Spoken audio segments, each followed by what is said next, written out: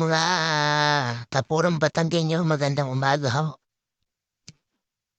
Ako'y kalalabas lang ng trabaho. Ariyong at ako nagpapatuwa ng aking mga alagang manok. Kita niyo naman ako, kabait ng aking mga alagang manok. Yan, basta ho yun ako'y lumabas. At may hawak na ho akong patuka. Salubong na ho sa akin yan. Sa totoo lang, yan ho lang ang aking pinapagkabalahan. Pag ako'y galing sa trabaho, yan. Yan ang aking mga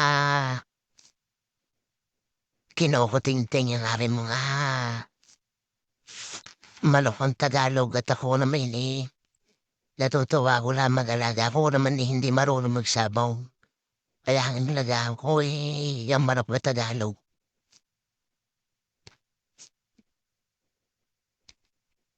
Meron ho din akong alaga mga native na baboy.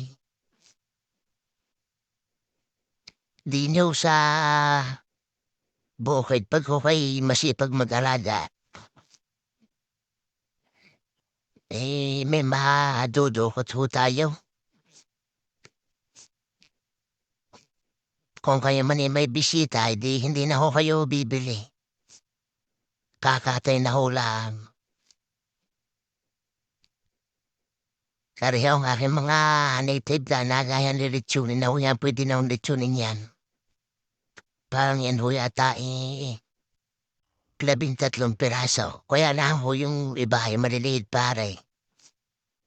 Bagong panganak hulaan yan. Kita niyo naman na mga nag-aalala ang Aldine sa may likod bahay namin. Yan na. Tanyo naman na.